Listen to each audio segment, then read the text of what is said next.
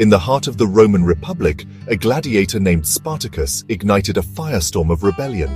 A Thracian by birth, Spartacus was forced into slavery and trained to fight for the entertainment of Rome. In 73 BC, he and a small band of gladiators dared to challenge their fate. They escaped from a gladiatorial school in Capua, seeking freedom from oppression and a return to their homelands. Little did they know, their desperate bid for liberty would evolve into a full-blown uprising that would shake the foundations of Roman power. Spartacus's rebellion, known as the Third Servile War, was not merely a slave revolt. It was a complex military campaign led by a skilled strategist.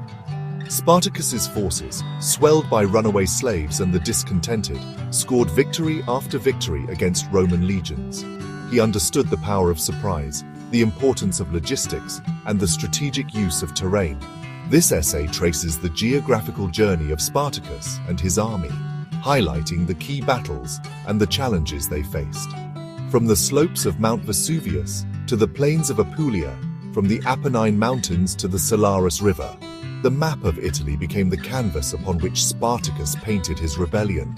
His campaign became a testament to the courage, resilience, and military acumen of a man determined to fight for freedom against all odds. The seeds of rebellion were sown in the gladiatorial school of Lentulus Spartiatus in Capua, a city renowned for its wealth and its brutal spectacles. In 73 BC, Spartacus, along with around 70 other gladiators, ignited their revolt. Armed with whatever weapons they could seize, they fought their way out of the school and into the annals of history. Their first objective was survival. They fled southeast, seeking refuge on the slopes of Mount Vesuvius, a formidable natural fortress.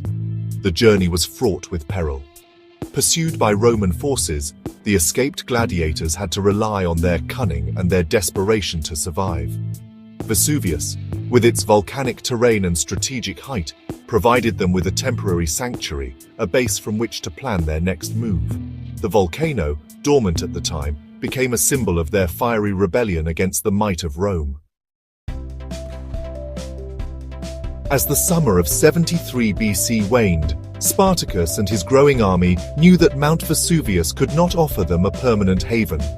The Roman Senate, initially dismissive of the slave revolt, dispatched a praetor, Gaius Claudius Glaber, to quell the uprising.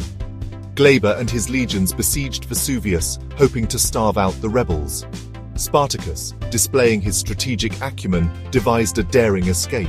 He had his men lower themselves down the unguarded northern slopes of Vesuvius using ropes woven from vines.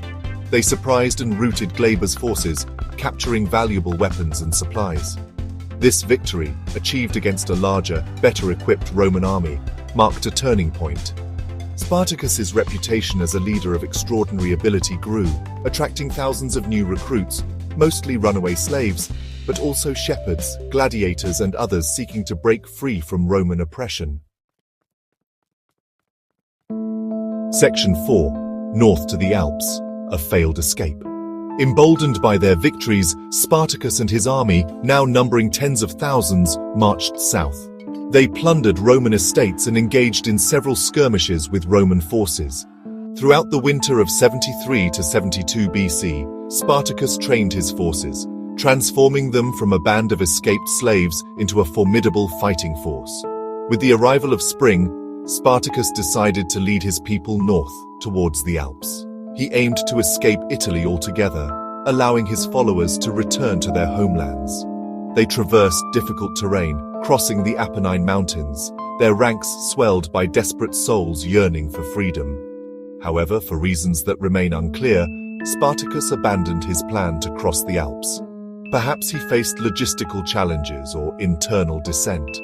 Whatever the reason, the decision to turn back sealed his fate and set the stage for the final tragic act of the rebellion. Section 5.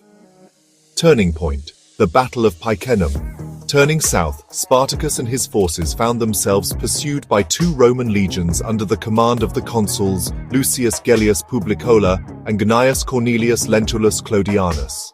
The consuls, eager to crush the rebellion and restore Roman authority, underestimated Spartacus's military genius. Near Picenum, in central Italy, the two armies met in a ferocious battle. Spartacus, employing cunning tactics and exploiting the terrain, inflicted a crushing defeat on the Romans. The victory at Picenum sent shockwaves through the Republic. It demonstrated the vulnerability of Roman might and fueled the flames of rebellion. However, this victory also proved to be a double-edged sword. It sowed discord within Spartacus's ranks, with some factions advocating for further raids on Roman territory instead of seeking a negotiated peace or escape. These internal divisions would ultimately contribute to Spartacus's downfall. Section 6. The Final Stand, the Battle of the Salaris River. Despite his string of victories, Spartacus found himself trapped in southern Italy. The Roman Senate, panicked by the seemingly invincible slave army, entrusted Marcus Licinius Crassus, a wealthy and ambitious politician, with the task of crushing the rebellion. Crassus, a shrewd military strategist, restored discipline to the demoralized legions and employed ruthless tactics, including decimation, to motivate his troops. Spartacus, hoping to cross the Strait of Messina to Sicily, was betrayed by Cilician pirates who reneged on their promise to provide him with ships. Trapped and outnumbered, Spartacus made his final stand against Crassus's legions near the Salaris River, modern-day Sili River, in 71 BC. The Battle of the Salaris River was a desperate, bloody affair. Spartacus's forces, exhausted and outnumbered, fought with the courage of cornered wolves. Spartacus himself, seeking to reach Crassus in a last act of defiance, was cut down and killed. His body was never found. Spartacus's rebellion was finally crushed, but not without leaving an indelible mark on the Roman psyche. Section 7. Legacy of Defiance. Spartacus's impact on Rome. Though ultimately defeated, Spartacus and his rebellion left an enduring legacy on Roman history.